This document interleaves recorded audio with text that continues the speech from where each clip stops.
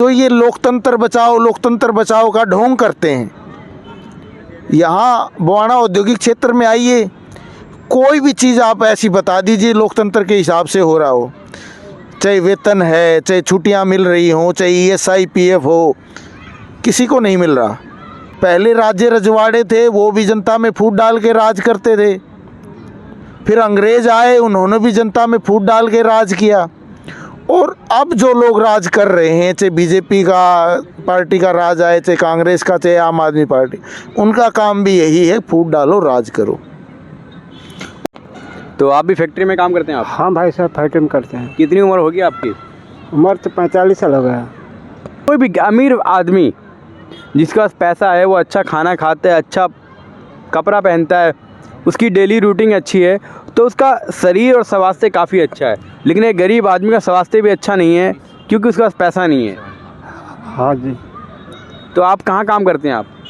जो बाना में काम करते हैं। कितना सैलरी मिलता है आपको? 12,000। कितने घंटे का? 8 घंटे का।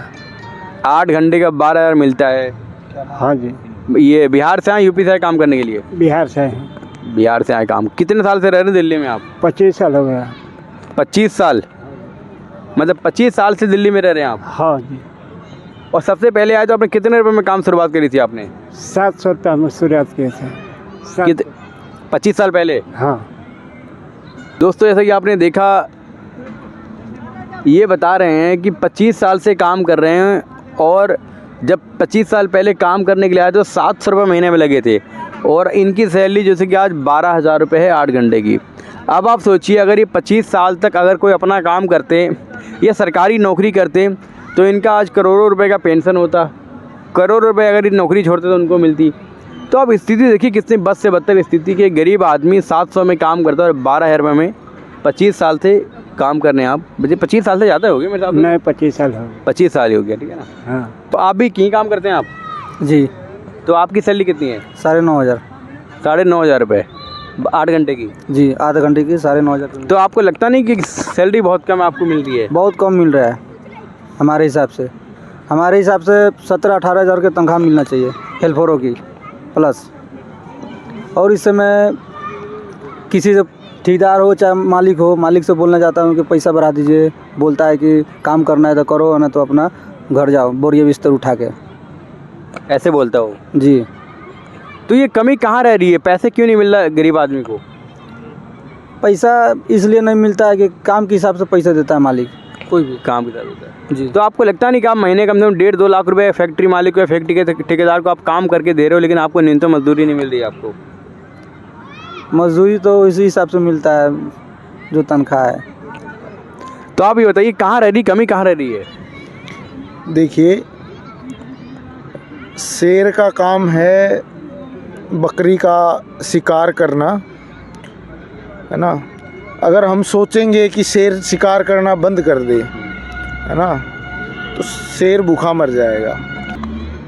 मालिकों का काम है मज़दूरों का शोषण करना।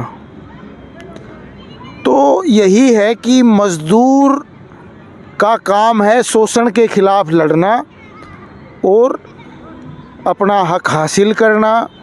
जो ये मालिकों का राज है, इसके जगह पे मज़दूर मेहनतकश और किसान आबादी का राज बनाना। कमी ये है कि सारे मालिक एकजुट हैं बवाना औद्योगिक क्षेत्र में, देश लेवल पे सभी राजनीतिक पार्टियां एकजुट हैं।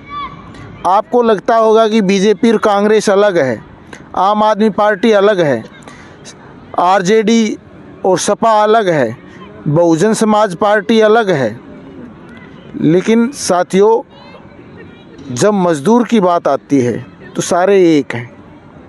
आपने किसी राजनीतिक पार्टी को यहाँ बवाना औद्योगिक क्षेत्र में रैली करते हुए देखा है कि मज़दूरों की पूरा वेतन नहीं मिलता है? भाई, ज़्यादा यहाँ बात करेंगे तो दलित आबादी के मज़दूर ज़्यादा होंगे, पिछड़ा वर्ग के मज़दूर ज़्यादा होंगे, लेकिन कभी अखिलेश तेजस्वी आए हैं, कभी मायावती चंद्रशेखर आया है यहाँ? नहीं। तो मज़दूरों के मामले में कभी लोकसभा विधानसभा में वो बोले हैं कि बवाना औद्योगिक क्षेत्र के मज़दूरों को न्यूनतम वेतन से 10,000 रुपये कम वेतन मिल रहा है? तो साथियों यही है कि हम भ्रम के शिकार हो जाते हैं। हक जाति का नेता हमारा नेता है, धर्म का नेता हमारा नेता है, और हम संगठित नहीं हो पा रहे हैं। राज करने का बुनियादी सिद्धांत है फूट डालो राज करो। पहले राज्य रजवाड़े थे, वो भी जनता में फूट डाल के राज करते थे। फिर अंग्रेज आए, उन्होंने भी जनता में फूट डाल के राज किया। और अब जो लोग राज कर रहे हैं, चाहे बीजेपी का पार्टी का राज आए, चाहे कांग्रेस का, चाहे आम आदमी पार्टी, उनका काम भी यही है, फूट डालो राज करो। और मजदूर मेहनत कश आबादी, किसान आबादी का काम है इस फूट को ख़त्म करके एक एकता बनाई जाए। अगर हम हड़ताल नहीं कर सकते, अभी हमारी एकता नहीं है, तो छुट्टी वाले दिन रोड